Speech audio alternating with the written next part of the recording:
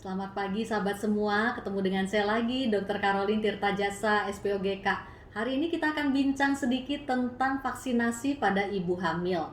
Nah, sebetulnya prinsip vaksinasi pada ibu hamil ini, vaksin yang boleh diberikan adalah vaksin yang tidak mengandung virus hidup, meskipun virus hidupnya sudah dilemahkan, tidak boleh. Selain dari itu, sebetulnya boleh. Tetapi pada beberapa jenis vaksin seperti vaksin untuk COVID-19 saat ini kita belum bisa berikan untuk ibu hamil karena belum diuji cobakan pada ibu hamil pada saat penelitiannya. Meskipun secara teori kita lihat vaksin seperti Sinovac ya atau Pfizer dia menggunakan virus hidup yang dilemahkan ya, bukan virus hidup tapi virus yang dilemahkan dan juga bagian-bagian dari virus. Tentunya seharusnya itu aman ya. Jadi seperti dokter ya, misalnya tenaga kesehatan yang sedang hamil itu boleh mendapat vaksin terhadap COVID-19. Sekarang kita lihat ya berbagai macam vaksin yang beredar saat ini dan komposisi-komposisinya. Nah, bisa dilihat di tabel ini. Nah, proses pembentukan vaksinasi itu ada yang mengambil bagian dari virus saja seperti DNA dan RNA. Ini adalah materi rantai genetik yang ada di virus ya. Ini boleh diberikan. Nah, kita bisa dilihat nih contohnya ya. Ya seperti vaksin COVID-19 yang dari Pfizer itu mengambil rantai RNA, itu boleh. Nah, yang berasal dari virus hidup yang dilemahkan, live attenuated ini maksudnya virus hidup yang dilemahkan, ini tidak boleh nih. Jadi yang tidak boleh untuk ibu hamil diingat-ingat ya, vaksin terhadap MMR, mumps rubella ya, itu tidak boleh. Vaksin terhadap cacar, chickenpox, varicella itu juga tidak boleh diberikan untuk ibu hamil. Jadi kalau mau mendapat vaksin ini lakukanlah sebelum hamil ya. Kemudian dari virus yang sudah diinaktivasi.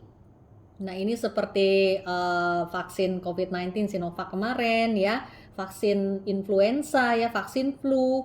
Ini berasal dari virus yang sudah dilemahkan seperti vaksin untuk meningitis ya, hepatitis B, hepatitis A itu boleh ya, relatif aman untuk ibu hamil termasuk polio. Kemudian ada subunit. Subunit di sini adalah bagian-bagian dari virus ya yang diambil untuk membangkitkan kekebalan tubuh. Ini juga boleh nih. Seperti vaksin DPT ya, difteri, pertusis, tetanus itu boleh. Ya, ini yang tadi sudah saya sebutkan ya, hepatitis B ya. Kecuali HPV ya. HPV ini kalau yang di kita beredar itu berasal dari virus hidup yang dilemahkan. Jadi tidak boleh dulu vaksin HPV saat ibunya sedang hamil. Viral vector ini ya, ini juga bagian dari virus, ini juga boleh ya. Jadi saya rangkum ya, intinya ibu hamil kalau bisa selesaikan semua vaksin itu dari sebelum hamil. Makanya ada penyuntikan vaksin TT ya, tetanus toxoid ya, terutama untuk ibu-ibu yang akan melahirkan di luar kota, di daerah yang perifer ya, bukan di kota besar. Kalau bagi ibu-ibu yang melahirkan di kota besar seperti Jakarta di sini, kita sudah tidak pernah lagi menyuntikkan vaksin TT tadi karena kita sudah bebas dari tetanus neonatorum. Kalau di ya seperti saya di rumah sakit Omni ini, kita sudah terbebas dari tetanus neonatorum, jadi tidak pernah lagi diberikan suntikan TT. Tapi yang ingin melahirkan di luar kota, di Bogor, di luar Jakarta, atau di rumah sakit yang tidak sebesar Omni ini, ya itu harus diberikan vaksinasi TT dulu selama hamil. Kemudian vaksinasi lain yang tadi yang tidak boleh, jangan lupa ya, vaksin MMR ya, mumps rubella itu juga harus diberikan dari sebelum hamil ya. Terutama untuk vaksin COVID-19 tadi juga sudah diulas, dan vaksin influenza itu boleh diberikan saat hamil.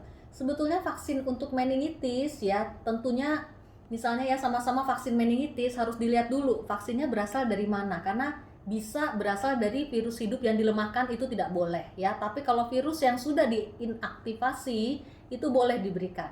Jadi kalau vaksin meningitis jenisnya berasal dari virus yang sudah dilemahkan, itu boleh diberikan saat kehamilan, seperti ibu-ibu hamil yang ingin berangkat naik haji ya, kadang-kadang juga mereka sering bertanya untuk vaksin meningitis ini.